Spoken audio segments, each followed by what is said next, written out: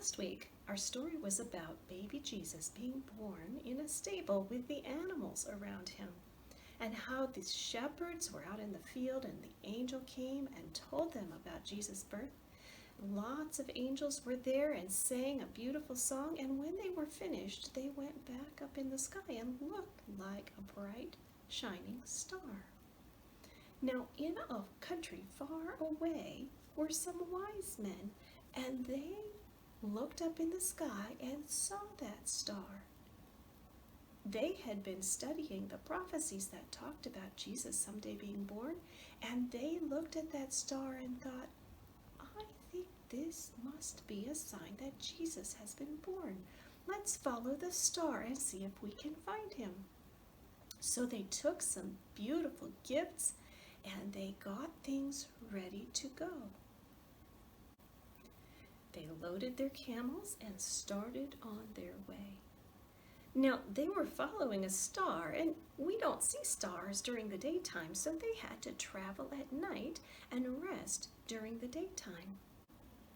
It was a long, long journey, but finally they got to the city of Jerusalem, and they asked the people that they saw there about the newborn king. But nobody knew what they were talking about. And they said, the star, the prophecies, what about these things? And the people had no idea. That night they saw the star again, and it was moving, and they decided they would follow it.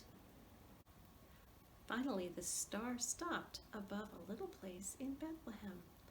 The wise men were kind of surprised that this place was not a fancy palace, but they went anyway and knocked on the door. Inside they found Mary and Joseph and baby Jesus. They gave him their gifts of gold and frankincense and myrrh. Joseph and Mary were very surprised at the expensive gifts that the wise men had brought. When the wise men had knelt and worshipped baby Jesus, they took their camels and went back to their home country. I am thankful that Jesus came as a baby to this world. And there are things that we can give to Jesus as gifts, kind of like the wise men gave gifts to him. We can bring our offerings to Jesus when we come to church, but even more, there's something that Jesus wants more than anything else. Jesus wants us to give him our hearts. He wants us to love him and choose to obey him. And that will make Jesus very, very happy.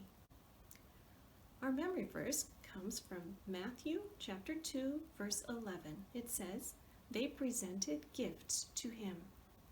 Please take a minute now and say that memory verse to your mom or dad. Matthew 2:11. They presented gifts to him.